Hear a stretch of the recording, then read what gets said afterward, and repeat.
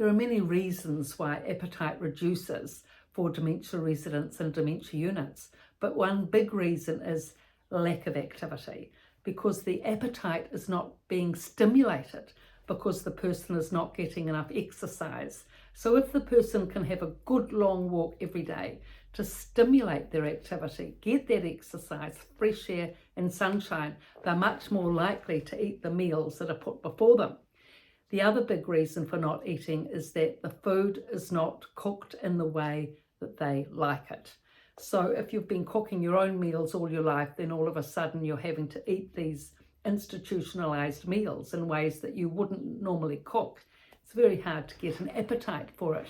So it's good then to supplement the food for your parents, say your mother, with some home baking or some home cooking. That can go a long way with increasing her appetite with the other meals that are served to her in the dementia unit. Because it takes time. It takes time to adjust to all this food. I mean, firstly, there's a lot of food. Secondly, some of it you don't recognise. And thirdly, it's such a vast amount. And it's hard to negotiate. But if, for example, there was one lady at one of the facilities I worked at, and she loved asparagus rolls. And her daughter used to bring her these freshly made asparagus rolls wrapped in brown bread, just as she liked it. Great big platter of them. And they'd go in the fridge. And this woman lost her appetite. Well, she wasn't a big eater anyway, but she really lost her appetite coming into the unit. But if she could have 2 of those asparagus rolls before each meal, or lunch and dinner, she'd have an appetite for the rest of the meal. So she'd just have her 2 asparagus rolls on the side of the plate, and from henceforth on, she was fine. There was another guy. He was a big, great, strong man, and he was depressed, didn't like the food.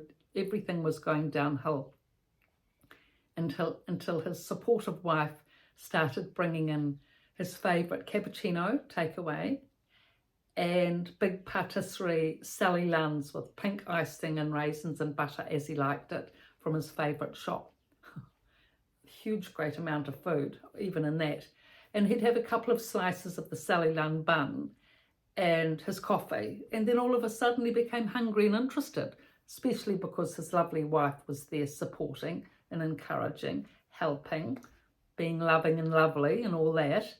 And so, yeah, he ate the coffee and the cake, and he also ate his food.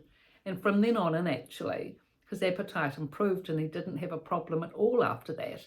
So there's different ways of going about it, just being creative and just knowing your relative, what they like to eat, how to stimulate their appetite, bringing that in to stimulate the appetite, so then hopefully they can get an interest in the rest of the food. I mean, breakfast standard, I mean, that's usually fine.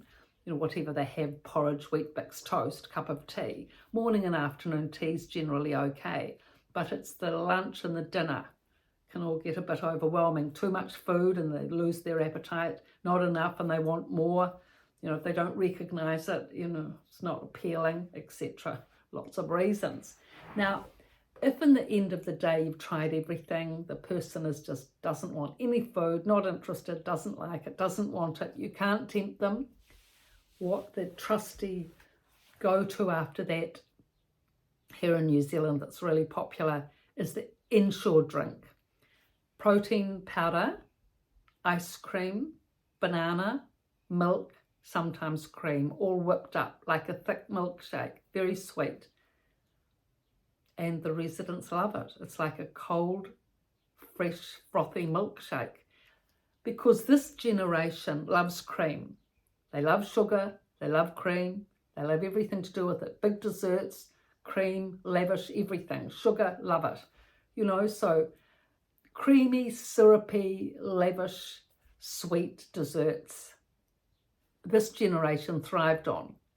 And they didn't put on weight then because they were all on bicycles, going to and from work on bicycles and working hard at work, not sitting at computers all day. So they didn't put on weight. So they've still got that habit, and also that habit of morning and afternoon tea, home baking.